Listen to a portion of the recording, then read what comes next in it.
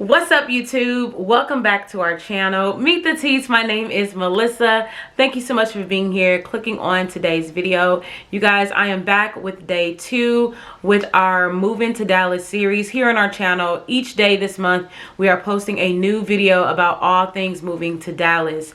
And today we're going to be talking about budgeting, how to prepare your finances so that you can successfully relocate to Dallas. Finance is one of the main reasons why people don't relocate and why they don't relocate as quickly as they will want to. So we're going to talk about it today. You know, no one wants to put all their finances into their moving fund and then get here and then have nothing to live off of. Like, nobody wants to do that. So in the videos to come, we are going to be talking about the actual budgeting system that I use here for our house and how you can apply that to your move to Dallas. But specifically today, we are going to be talking about 5 things that you can do, 5 things you can do starting right now that can help you prepare your finances so that you can successfully move to Dallas, Texas. So let's get into it.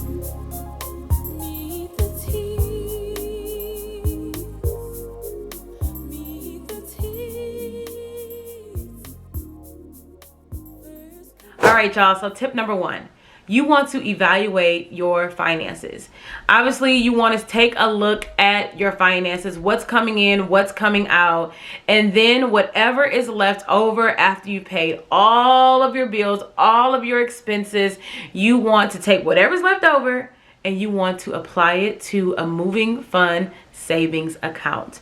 Yes, you're going to open up a brand new account for just your move to Dallas, okay? It is really easy to say, oh, I'm just gonna not spend this, whatever is left over in my account, and then next thing you know, you're swiping and boom, now the rest of the money that was left over is gone. Okay, so you want to transfer that money to your moving account. If you're not into like transferring money and switching things around, then you want to literally withdraw that money and put it into like a moving fund envelope or something like that, so that you can make sure you are not touching it. It's put away, it's safe, and you don't have access to it until you have to physically go into the account to get the money out. Okay, so evaluate your finances, and then whatever is left over, take that money and apply it to your moving fund savings account. Another cool thing you can do is, and this is something that we have set up for our accounts, is whenever we get paid, a certain amount goes into our savings account.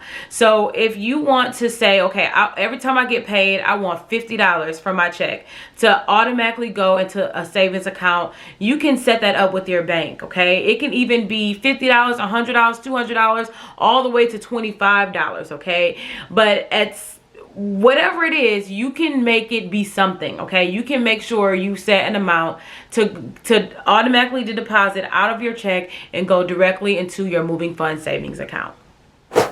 Number 2, okay, now after you have evaluated your account, you put money into the moving fund savings account. Now you're going to look at where can you save money. Okay, so you want to make sure that you are eliminating petty funds. Okay, I like to call them petty funds, because these are the funds, these are the things that we all do that we know good and well we ain't got no business doing. Okay, good and well, we ain't got no money to be spending on this. This is now become a petty fund. This becomes a petty expense that we can really eliminate, save that money, and apply it to our moving fund savings account. So find those things in your bank statements. Find those things when you are swiping your card. Ask yourself, is this a necessity or is this petty? Like, do I really need this? And it could be things like fast food. It can be things like going out and buying something that you really don't need to buy. It could be maybe lowering your entertainment budget. And that means like, hey, not going to the movies or not hanging out with your friends for a little bit, just so that you can make sure you're saving that amount and putting it into your moving fund savings account. So find out, where can you save, what can you eliminate, those petty funds, the entertainment budget, whatever it is, so that you can put that money towards your savings account so that you can move. Okay. Another cool thing you can do is you can look through your like necessity bills, look through your bills, and ask yourself, is this number set in stone that I'm paying each month? Or is there ways I can cut this bill down a little bit? So you can call maybe your insurance company. They tend to have ways that you can cut down your insurance bill. If it's like maybe going paperless, sometimes that can allow you to save money, a couple dollars each month. It can be maybe for this month, we're going to get rid of Hulu, or we're going to get rid of Netflix, you know, until we move. All those $10, $15, that stuff adds up from month to month. So you want to look through your bills, find out what can you save, what can you eliminate, so that you can take that extra money and put it into your savings account. Tip number 3, okay? So this is the time after you've looked at your account, you figured out where you can save. Now you want to sell, and sell some more, okay?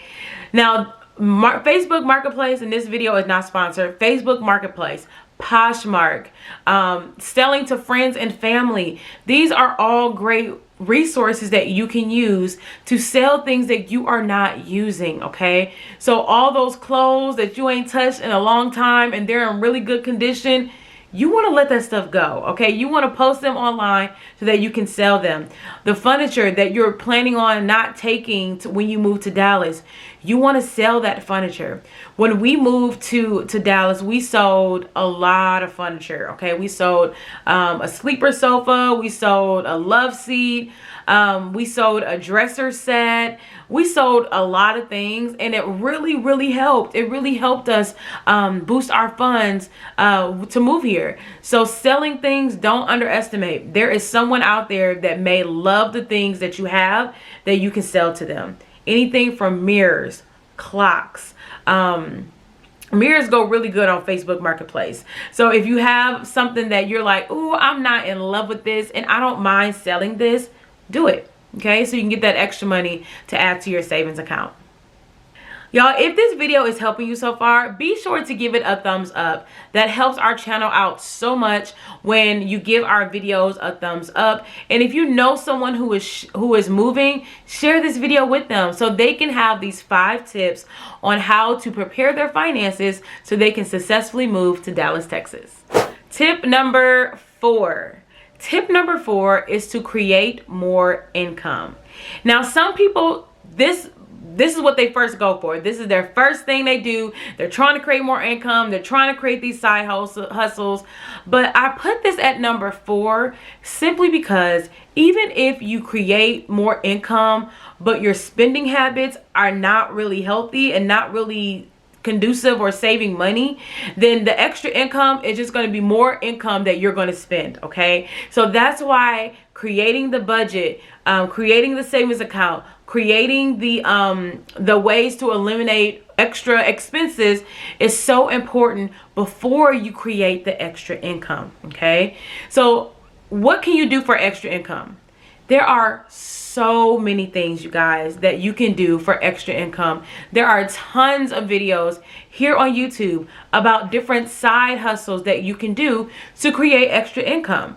You know, just a few, and this video is not sponsored, but just a few. You can do things like TaskRabbit. Now, TaskRabbit is something that I literally just heard about when moving here. But it's when you know how to do a task, like hanging a TV or cleaning someone's home, okay? And you put that, hey, I know how to do these things, and someone can literally book you to do those things for them, okay? So TaskRabbit is a great way to create extra income. Ride shares, okay? We all know Lyft, Uber Eats, all that stuff is a great way to have extra income. Amazon Flex is another great way to get in some extra income. And even if you are creative with your hands, you can create a product, sell it for extra income. So all of you have gifts, you have talent that you can produce income with, okay? The Bible talks about how our gifts will make room for us. So things that he have put in us, our gifts, our talents, we can use that not only for his glory, but for extra income too. Like, why not? You know, if you're great at babysitting, or if you're good at making something, use that, you know, and say, hey, I'm doing this, I'm baking pies, I'm doing fish dinners.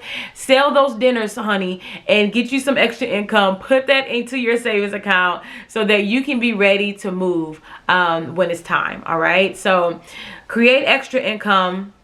And if you need videos on how to do that, there's tons of videos here on YouTube that can show you and give you ideas on how to create that extra income. All right, y'all, last tip, and that's tip number 5. Okay, tip number 5. Now this one, some of y'all be like, I'm not doing that. Okay, so take this as a grain of salt. Okay, you may not be able to do this, but if you are in the position to do this, I say do it. Okay, and that is to ask family and to ask friends for moving donations. Okay, so it doesn't have to be something really, really big. You're not asking someone for $10,000 or $5,000 or someone to fund the whole entire move. You're not doing that. Okay, it can be small things. It can be things like, hey, do you mind donating the U-Haul for my moving? For my move? Or hey, do you mind donating some boxes or some tape? Or just asking people, do you have any leftover boxes, or do you have any moving tape? You know, little things like that, those little things that you don't think that can add up when it's time to move, that stuff will add up. Okay, so anywhere you can get donations, or you can borrow something from someone for your relocation, do it. Okay, do that. Even if it's someone funding your plane ticket, your one-way plane ticket, you know, that's legit. Have someone that really has invested into you, that cares about you and your family, that's supporting your move. Believe it or not, they may want to support you in some way, you know. So be sure to reach out to your family, your friends, ask them to donate to your relocation, and you'll be surprised how many people support you. They want to see you relocate, they want to see you succeed, and they'll be very willing to donate to your relocation. So there you have it, guys. Those are my 5 tips on how you can prepare your finances so that you can be ready to move to Dallas, Texas. You guys, if there's any tips that I missed that you want to share with me or share with our audience, be sure to comment them down below. Any tips that you may be using or that you've used in the past to help you move, let us know. Like, this is a community here. We're all here for one reason, and that is to relocate successfully to Dallas, Texas. All right, so be sure to comment down below, give this video a big thumbs up, subscribe to our channel if you haven't already, and we will see you guys on the next one.